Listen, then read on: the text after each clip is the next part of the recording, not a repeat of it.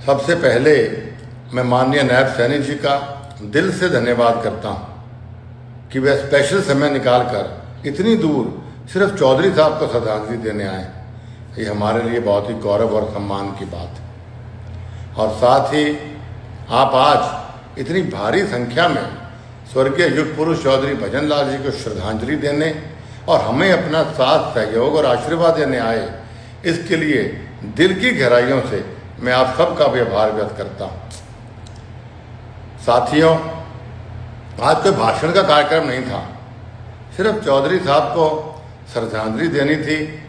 इसलिए इस वीडियो के माध्यम से आप सबका विनम्र और भावनात्मक आभार व्यक्त करता हूँ। आज यह जो जनसभा मैंने देखा, यह सिर्फ एक भीड़ नहीं थी, यह प्यार था, विश्वास था और आशीर्वाद था। और सबसे बड़ी बात, चौधरी साहब के प्रति लोगों के दिल में बसे सम्मान का प्रमाण था। हम सभी जानते हैं कि स्वर्गीय चौधरी भजन लाल जी ने राजनीति को कभी सत्ता का माध्यम नहीं माना। उन्होंने राजनीति को लोगों की सेवा का रास्ता बनाया। उन्होंने गरीब का दर्द समझा, किसान की तकलीफ समझी, नौजवानों की उम्मीद समझी और हर घर को अपना परिवार माना। आज भी हरियाणा के गांव में, शहरों में, चौपालों में लोग उनके सिर्फ किस्से नहीं सुनाते, बल्कि लोग उन्हें अपनेपन से याद करते हैं। बहुत नेता भाषण देके चले जाते हैं, बड़े बड़े पदों पर पहुंच जाते हैं, लेकिन सिर्फ कुछ ही नेता ऐसे होते हैं जो लोगों के दिलों में घर बनाते हैं। और मेरे पिताजी उन्हीं में से एक थे। उन्होंने अपना सारा जीवन जन सेवा को समर्पित किया और आप सब इस बात के गवाह हैं कि उन्होंने कभी किसी को निराश नहीं किया।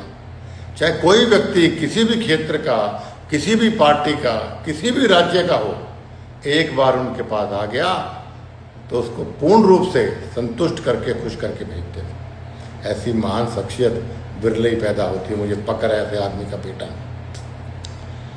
साथियों,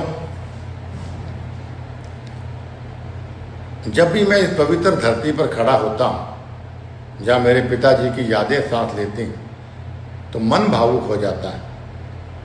क्योंकि एक बेटा अपने पिता को खो सकता है, लेकिन पिता की सीख, उनके संस्कार, उनके आशीर्वाद कभी भी नहीं खोता।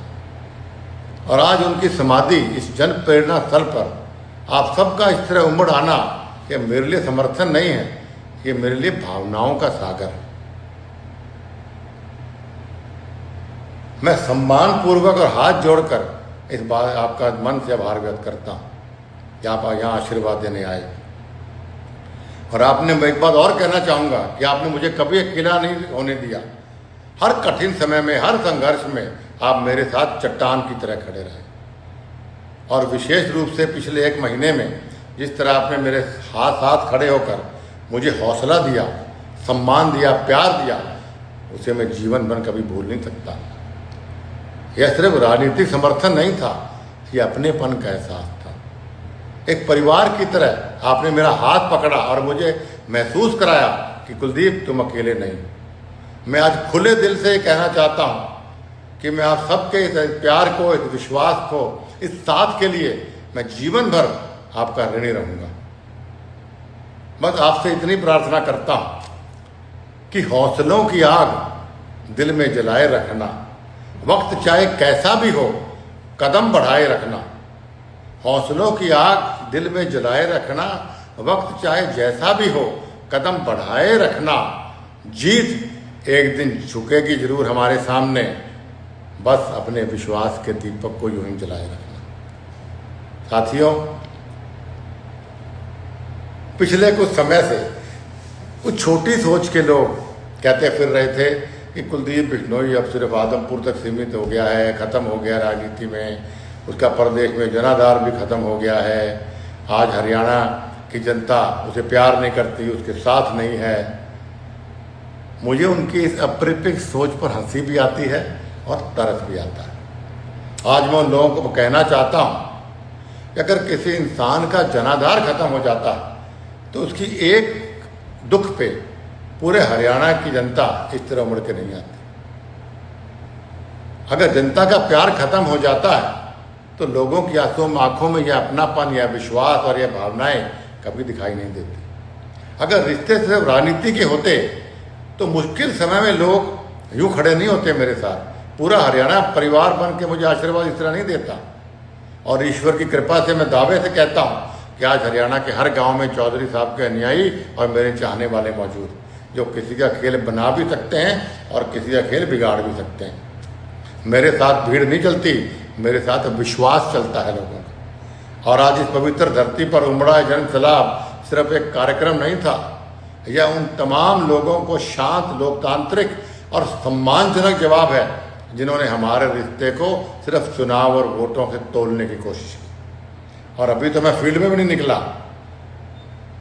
तभी इतना प्यार लोगों का, हमारी इतनी भीड़ हमारे साथ। उन्हें अंदाजा लगाना चाहिए, अगर कुलदीप बिश्नोई पहले की तरह निकल पड़ा तो क्या सुनामी आने से कोई रोक सकता है? हमने वक्त को भी झुकते देखा है जब अपनों के लिए जन सैलाब उभरते देखा है। हमने वक्त को भी झुकते देखा है जब अपनों के लिए जन सैलाब उमड़ते देखा है। जो लोग हमारे सफर को खत्म समझ बैठे थे, आज उन्होंने पूरे हरियाणा और राजस्थान को हमारे साथ चट्टान बनकर खड़े हुए देखा है। इसके लिए मैं आप सबका आभार व्यक्त करता हूँ। साथियों, आप जानते हैं कि मैंने राजनीति हमेशा सिर झुकाकर नहीं, दिल जोड़कर की है।